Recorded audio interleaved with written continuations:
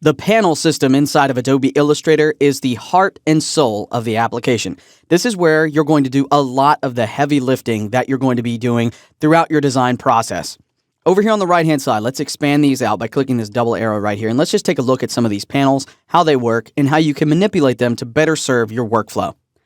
First and foremost, let's talk about how we can move entire panel groups. So this is a panel group up here at the top. You see these tabs, color, color guide, and color themes. All three of these are in the same basic area, all grouped together. And if I want to move these out of this particular area, I can click to the outside of the last tab. So where it says color themes, just move over and then click right here and then drag that panel group out. So I can move this out onto my artboard, and I'll frequently do this when I need quick access to something while I'm drawing, sketching, or even coloring in something in my artwork.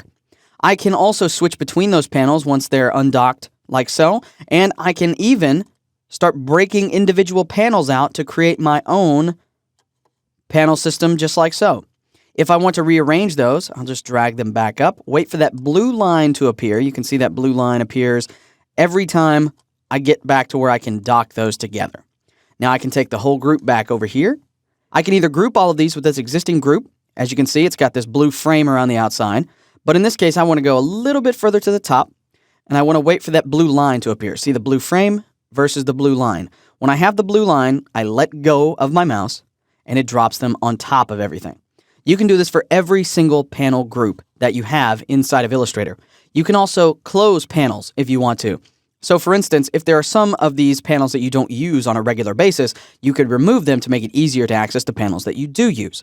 So for instance, maybe right now, I don't need the symbols and brushes panels. So what I can do is just undock this group for just a second, and then I'll bring the symbols panel out.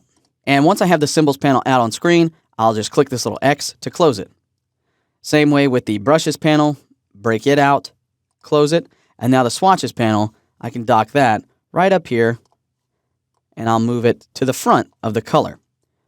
Now the color panel up here, maybe I don't use that as much. Let's break that out and close it. Color guide, let's break that out and close it. So now all I have is swatches and color themes right up here at the top, making it easy for me to select swatches or color themes that I sync over from the Adobe Color service.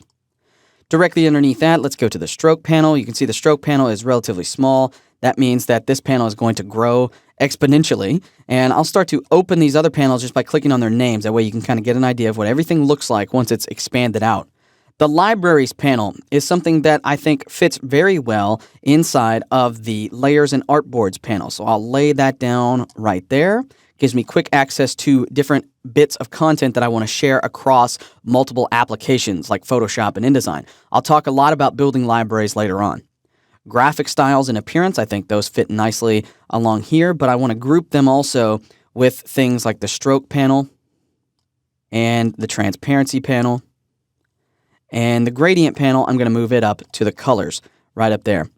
So now I've got appearance, graphic styles, and in this case, I'm going to get rid of the graphic styles panel just so I have appearance, stroke, and transparency all right there. And then at the bottom, layers, artboards, and libraries. So again, I'm just rearranging these panels in the order that I want them to be in. This is by no means a hard and fast rule. And as a matter of fact, I don't expect you to have a preference as to what your panels look like right now, because you need to be using Illustrator for a long time in order to figure that out. I've been using Illustrator now for over a decade, so it makes it easy for me to know exactly what tools and what panels I need over here on the right. Now, there are also some panels that aren't out here that I might want access to. I can get to those panels by going to the window menu. And in the window menu, you will see a list of all of the panels that you have available to you, like actions or the align panel, for instance. The align panel is something I always want on screen. So I'm going to open that up by clicking on it. And then I'm going to take this and I'm going to drag the group over here. Notice when I get over to the side of this, you see that little blue line appear along the left-hand edge of the panels. I'm going to then let go of my mouse, and it's going to dock that against this side, and then I'll collapse this into icon form. And I can even make it go further by clicking and dragging like so.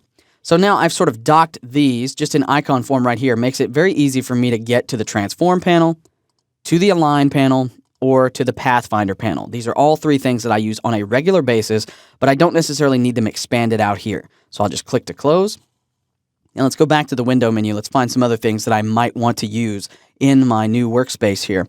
The Other thing that I use most often is probably the info panel. This is a great panel to get information about specific XY coordinates of where you're working in your document. So I'll drag the info panel down here, and what I'm going to do is just dock it right underneath these, just like that. Then I can click to activate it. I don't want the navigator panel, so I'll close that.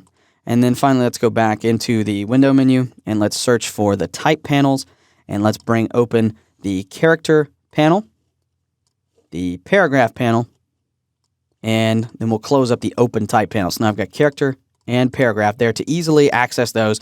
I could always access those from the control panel at the top, but I like having them here. And then let's collapse this up just like so you can see all of these different panels now that I have access to anytime I want.